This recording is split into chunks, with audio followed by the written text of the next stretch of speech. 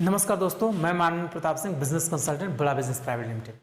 दोस्तों, जब भी मैं किसी स्टूडेंट से मिलता हूं तो उनका एक ही सवाल होता है, सर मुझे बिजनेस स्टार्ट करना है, मुझे स्टार्टअप स्टार्ट करना है, बट मुझे ये नहीं पता कि कौन कौन से तरीके होते हैं बिजनेस को फॉर्म करने का, कौन कौन से तरीके होते हैं बिजनेस को रजिस्टर करने का, एक कंपनी को रजिस्टर करने का। तो चलिए आज के इस वीडियो में हम आंसर करते हैं इस क्वेश्चन का। और अगर आपने भी कभी बिजनेस स्टार्ट करने का सोचा है, आपने भी कभी स्टार्टअप स्टार्ट करने का सोचा है और आपके मन में भी क्वेश्चन आता है, तो बने रहिएगा इस वीडियो के लास्ट तक। तो दोस्तों, सबसे पहले हम ये जानेंगे कि वो कौन कौन से तरीके हैं जिससे हम कंपनी को फॉर्म कर सकते हैं, कंपनी को रजिस्टर्ड कर सकते हैं। फिर हम उसको डिटेल में 1 बाय 1 करके देखेंगे। पहला तरीका होता है प्रोप्राइटरशिप फॉर्म, दूसरा होता है पार्टनरशिप, तीसरा होता है एलएलपी यानी कि लिमिटेड लायबिलिटीज पार्टनरशिप, चौथा होता है प्राइवेट लिमिटेड कंपनी और पांचवा होता है पब्लिक लिमिटेड कंपनी। ये 5 मेजर तरीके होते हैं जिससे हम एक कंपनी को रजिस्टर कर सकते हैं। अब हम देखते हैं इसको एक एक करके डिटेल में। पहली होती है प्रोप्राइटरशिप। प्रोप्राइटरशिप यानी कि इसको हम इंडिविजुअल एंटरप्रेन्योरशिप भी बोलते हैं, यानी कि वन मैन आर्मी, यानी कि आपकी खुद की कंपनी। यहाँ पूरा का पूरा बिजनेस एक इंडिविजुअल के ऊपर डिपेंड करता है। फॉर एग्जाम्पल, अगर आप एक डॉक्टर हो या कंसल्टेंट हो तो आपका पूरा बिजनेस आपके ऊपर डिपेंड करता है, यानी कि आप प्रोप्राइटरशिप का बिजनेस चला रहे हो। इस बिजनेस के अंदर जो भी टैक्सेशन के रूल होते हैं वो सेम होते हैं जो एक इंडिविजुअल के ऊपर लगता है। और इस प्रोप्राइटरशिप बिजनेस स्टार्ट करना बहुत ही आसान होता है। इसमें आप केवल एक जीएसटी रजिस्ट्रेशन कराना होता है और आपको कंपनी के नाम पर पैन कार्ड लेने की जरूरत नहीं पड़ती। आपका जो इंडिविजुअल एक प्रोप्राइटर का जो पैन कार्ड होता है उसी के ऊपर जीएसटी नंबर अलॉट हो जाता है और आप बिजनेस स्टार्ट कर सकते हो। इसमें सिंपल सा होता है, टैक्सेशन का वही रूल होता है इस बिजनेस के ऊपर जो कि एक इंडिविजुअल के ऊपर होता है। अब दोस्तों, दूसरा आता है पार्टनरशिप फॉर्म। पार्टनरशिप फॉर्म क्या होता है? पार्टनरशिप फॉर्म ये होता है जब दो लोग मिल के पार्टनरशिप करके बिजनेस को स्टार्ट करते हैं। तो उन दोनों लोगों के बीच में एक डील होता है, एक एग्रीमेंट होता है, जिसमें लिखा जाता है कि कौन कितना इस बिजनेस में निवेश कर रहा है, कौन कितना इन्वेस्ट कर रहा है और उनके प्रॉफिट किस तरह से बांटे जाएंगे। और साथ ही साथ अगर आगे चल के उनका पार्टनरशिप ब्रेक होता है तो कौन रिप्लेस करेगा।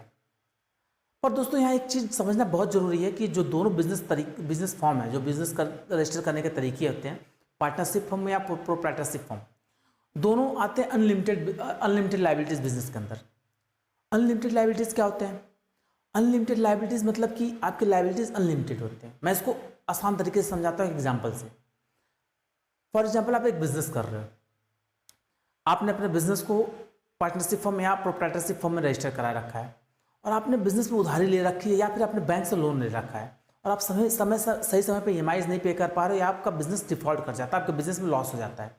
तो इस केस में जो आपका बैंकर होता है, जो आपका बैंक होता है, उसके पास पूरी अथॉरिटी होती है कि जो आपका पर्सनल एसेट है उसको जब्त कर ले और उससे अपने पैसों की भरपाई करे। जी हाँ दोस्तों, आपका बैंक यहाँ आपका पर्सनल एसेट को भी जब्त कर सकता है। जी हाँ दोस्तों, आपने सही सुना, आपका पर्सनल एसेट भी जब्त हो सकता है क्योंकि आप बिजनेस कर रहे हो अनलिमिटेड लायबिलिटीज के साथ।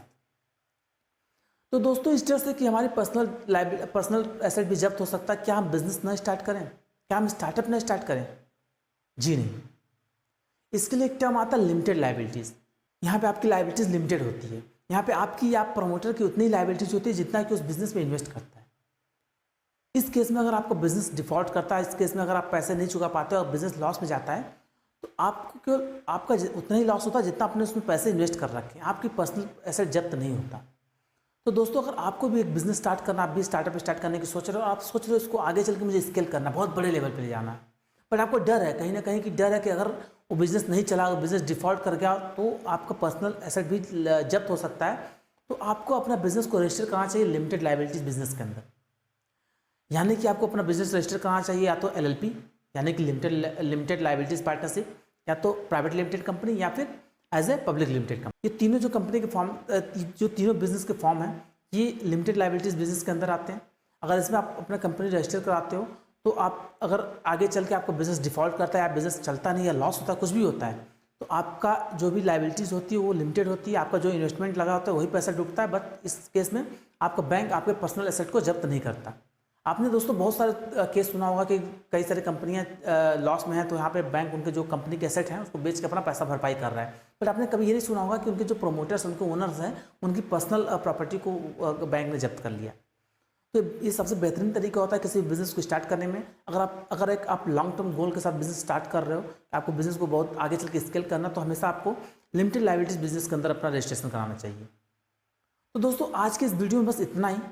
मैं इसका नेक्स्ट वीडियो लेके आऊँगा जहाँ पे मैं बताऊँगा कि किस तरीके से आप अपने बिजनेस को लिमिटेड लायबिलिटीज बिजनेस के अंदर रजिस्टर करा सकते हो, यानी कि एज ए LLP या as a private limited company या फिर as a public limited company आप रजिस्टर करा सकते हो। तो दोस्तों अगर ये वीडियो आपको इन्फॉर्मेटिव लगा हो, अगर आपको वीडियो पसंद आया हो तो प्लीज़ इस वीडियो को लाइक कर दीजिएगा और साथ ही साथ अगर आप इस चैनल पर नए आए हो इस चैनल को सब्सक्राइब भी कर दीजिएगा।